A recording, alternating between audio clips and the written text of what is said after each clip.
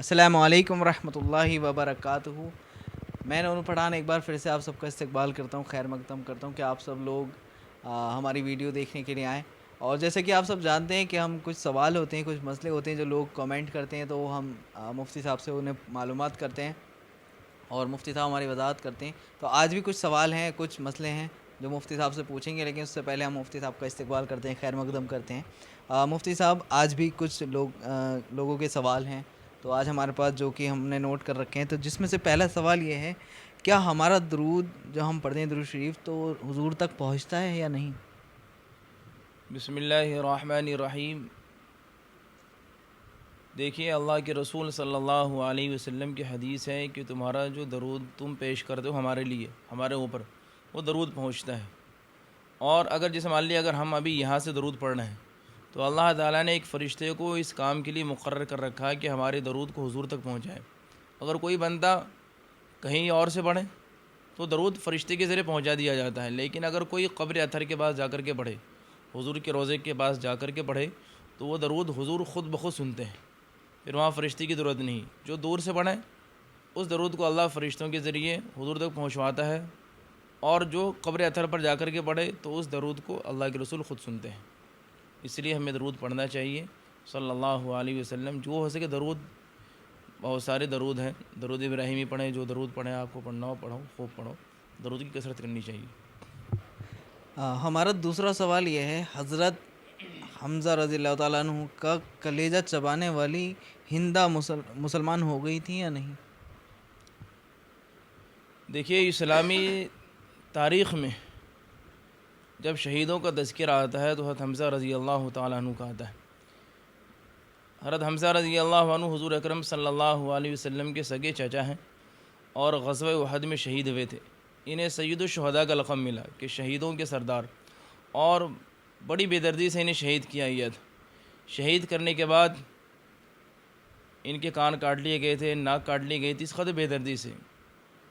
اور اس کے بعد ہندا نے، جو ابو سفیان کی بیوی تھی، حضرت ابو سفیان رضی اللہ تعالیٰ عنہ بعد میں ایمان لے آیا فتح مکہ کے موقع پر، اور ہندا ان کی بیوی ابو سفیان کی، تو ہندا بھی ایمان لے آئی تھی، مسلمان ہو چکی تھی۔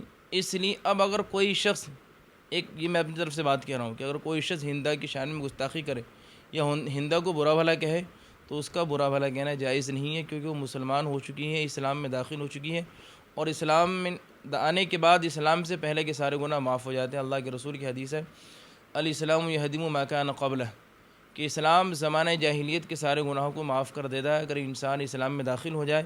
اور پھر اللہ کے رسول صلی اللہ علیہ وسلم نے ہندا کو معاف کر دیا، تو پھر ہمیں اور آپ کو کسی کو حق نہیں پہنچتا کہ ہم ہندا کی شان میں گستاخی کریں یا انہیں برا بھلا کہیں۔ ہاں، وہ ان کا عمل تھا، لیکن اسلام میں داخل ہونے کے بعد اللہ کی ذات سے امید ہے کہ اللہ تعالیٰ اس کے اس گناہ کو معاف کر دے۔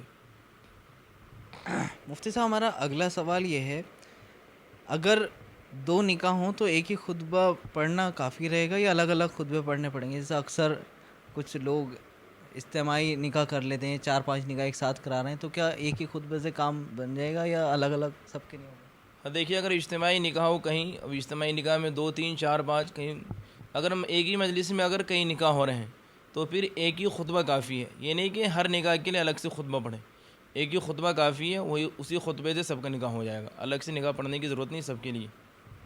مفتی صاحب، ہمارا اگلا سوال یہ ہے کہ اکثر دیکھا جاتا ہے، یہ سوال بہت اہم ہے، کہ کسی شخص کا اگر رشتہ لگ جائے اور پھر دوسرا اس پر رشتہ بھیج دیں، جیسے سپوز ڈیٹ میرا چھوٹا بھائی ہے، اس کا رشتہ کہیں سے آیا اور ابھی وہ پینڈنگ میں ہے، اور کسی شخص کو پتہ چلا کہ ارے یہ اپنے بیٹے کی شادی کر رہے ہیں، اپنے بھائی کی شادی کر رہے ہیں، وہ بھی اپنے گھر سے رشتہ بھیج دیں، تو جب بات پینڈنگ میں ہے تو اس حالات میں بھی آدمی جان پوچھ کر رشتہ بھیجے گا، اچھا رشتہ سوچ۔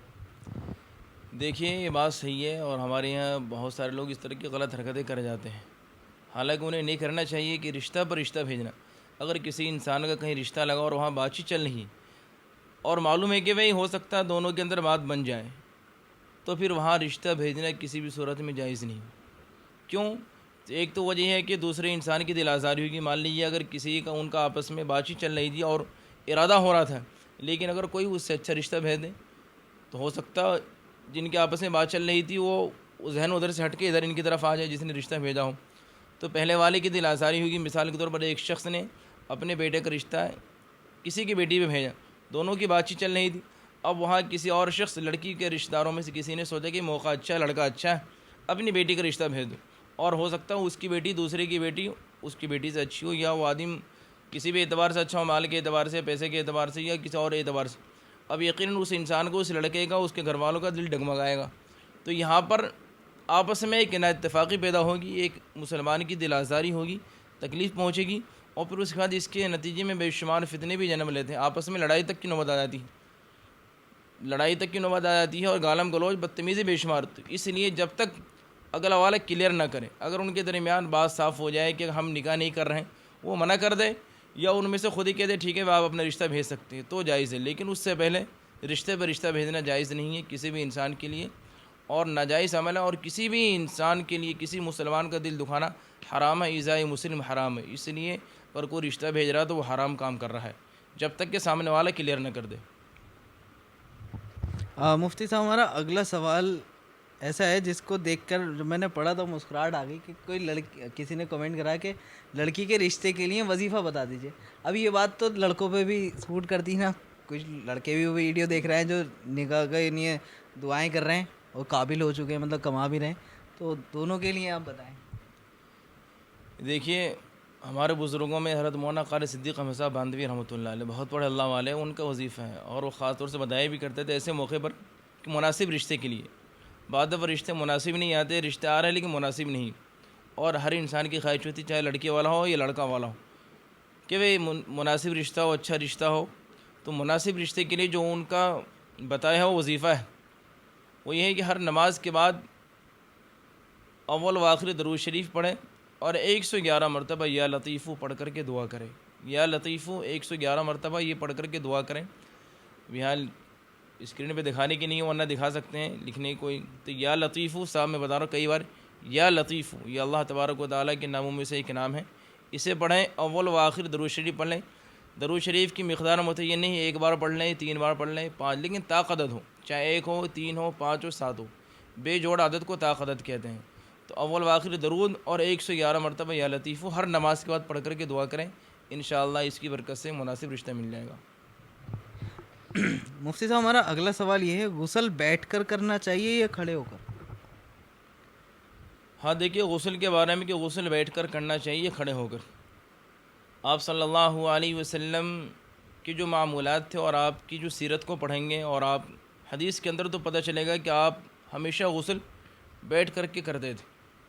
تو اس سے معلوم ہوا کہ غسل بیٹھ کر کرنا افضل ہے, بہتر یہی, کھڑے ہو کر نہیں کرنا چاہیے. اور بیٹھ کر کرنے میں پردے کا بھی زیادہ خیال ہے.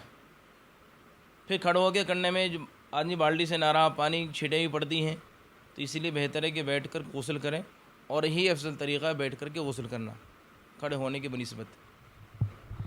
مفتی صاحب ہمارا اگلا سوال یہ ہے, مسجد میں اگر جماعت ہو گئی ہو تو کیا گھر پر عورتوں کے ساتھ جماعت بنا سکتے ہیں؟ جیسے اکثر میں مثال کے طور پہ میں گیا مسجد تو نماز ہو چکی تھی, تو جو گھر میں خواتین ہیں جیسے بہن ہیں اور امی ہیں, تو ہم چاہیں تو جماعت بنا لیں. دیکھیے اگر مسجد میں جماعت نکل گئی ہو اور گھر کے اندر آپ سوچ رہے کہ بھئی نماز تو پڑھنی ہے, تو اگر گھر کی جو خواتین اور وہ خواتین جو محرم ہوں, جیسے ماں محرم ہے, بہن محرم ہے, بیوی ہیں, تو آپ ان سب کو ساتھ میں لے کر کے جماعت کر سکتے ہیں. اور اس کا طریقہ یہ ہے کہ آپ امام بنیں گے, اور وہ سب آپ کے پیچھے کھڑی ہوں گی, بغل میں نہیں کھڑی ہوں گی کوئی بھی. جیسے ہم مرد جماعت کرتے ہیں تو بغل میں ایک آدمی اگر ہو یا 2 آدمی ہو تو بغل میں کھڑے ہو جاتے ہیں, لیکن عورتوں کا حکم ہے کہ عورتیں پیچھے کھڑی ہوں گی, جو محرم ہے ان کو لے کر کے آپ جماعت کی نماز پڑھ سکتے ہیں. اس میں اقامت بھی کہنی پڑے گی؟ ہاں اقامت کہنی پڑے گی. مفتی صاحب ہمارا اگلا سوال یہ ہے, مقتدی سے نماز میں اگر غلطی ہو جائے تو کیا سجدہ سہو کرنا پڑے گا؟ ہاں دیکھیے اگر ایک مقتدی جو امام کے ساتھ شریک ہوں, اور جب مقتدی امام کے ساتھ شریک ہو تو مقتدی امام کے تابع ہے. اب جو بھی غلطیاں ہوں گی امام کی غلطی مانی جائے گی اور مقتدی کی غلطی نہیں مانی جائے گی. وہ غلطی جس سے غلطی سے سجدہ سہو لازم آتا ہے, جیسے مان لیجیے سجدہ سہو کیا ہے کہ قاعدہ اولیٰ میں اتحیات کا پڑھنا واجب ہے, تشہد کا پڑھنا واجب ہے, اور مقتدی نے تشہد نہیں پڑھی, اتحیات نہیں پڑھی, تو اب اگر وہ تشہد رہ جائے تو اب ایسا نہیں کہ مقتدی امام صاحب کی سلام کے بعد سجدہ سہو کرے, اس کے تشہد کے چھوٹنے سے اس پر سجدہ سہو لازم نہیں. اگر امام صاحب سے تشہد چھوٹ جائے تو سجدہ سہو وہ کریں گے, لیکن مقتدی سے یہ چھوٹ جائے یا کوئی اور عمل ایسا ہو جائے کہ جس سے سجدہ سہو لازم آتا ہے, تو مقتدی کی اس غلطی پر اس مقتدی پر سجدہ سہو واجب نہیں ہے. اس لیے یہ نہ سمجھے کہ ہاں اب غلطی ہوئی نماز میں سجدہ سہو کر لو. اچھا اگر جیسے کسی شخص کی جیسے مان لیجیے میں نماز کی نہیں گیا, ایک رکعت نکل گئی اور اس رکعت میں اگر غلطی ہو جائے, اگر کسی شخص کی ایک رکعت نکل گئی, اب وہ امام صاحب کے سلام پھیرنے کے بعد اپنی اس رکعت کے لیے کھڑا ہوگا, اگر اس رکعت میں غلطی ہو جائے تو پھر اب وہ سجدہ سہو کرے گا. اس سے پہلے جو اگر کوئی شروع سے ہی چاروں رکعت میں ہے, یا فجر کی نماز پڑھا دونوں رکعت میں ہے, یا ظہر عصر عشاء میں چاروں میں ہے, یا مغرب میں, تو شروع سے ہے جو مقتدی جسے نے پہلی رکعت پا لی ہو تو اس کے لیے یہ ہے کہ وہ سجدہ سہو نہ کرے. لیکن جس کی رکعت نکل گئی ہوں اور جو رکعت اگلی سلام کے بعد امام صاحب کے پاس رکعت پڑھ رہا اس رکعت میں غلطی ہو جائے تو پھر سجدہ سہو کرے گا. جی مفتی صاحب ہمارا آج کا اگلا اور آخری سوال یہ ہے, ثنا اگر پڑھنا بھول گئے تو کیا نماز ہو جائے گی؟ ہاں دیکھیے, اگر ثنا پڑھنا بھول جائے کوئی انسان, تو اگر ثنا بھول جائے تو ثنا کے چھوٹ جانے پر نماز ہو جائے گی, کوئی حرج نہیں ہے, اور سجدہ سہو کرنے کی بھی ضرورت نہیں. یہ نہ سمجھے کہ ثنا چھوٹ گئی تو اب سجدہ سہو کر لیں, نہ سجدہ سہو کی ضرورت ہے اور نہ نماز لوٹانے کی ضرورت. آپ کی نماز بھی ہو گئی اور سجدہ سہو بھی نہ کریں گے. الحمدللہ آج کے جتنے سوال تھے وہ کمپلیٹ ہوئے, تو آپ لوگ کمنٹ کر کے بتائیں, اگلی ویڈیو میں انشاءاللہ ہم سوال کریں گے مفتی صاحب سے, کچھ آپ کے مسئلے ہوں گے وہ پیش کریں گے مفتی صاحب کے سامنے, اور مفتی صاحب انشاءاللہ وضاحت فرمائیں گے ہماری. تو آپ لوگ کمنٹ کر کے بتائیں جلدی جلدی, اور اس ویڈیو کو شیئر کریں تاکہ اور لوگوں تک معلومات ہو. دین کی بات پھیلانا صدقہ جاریہ ہے. السلام علیکم ورحمۃ اللہ وبرکاتہ.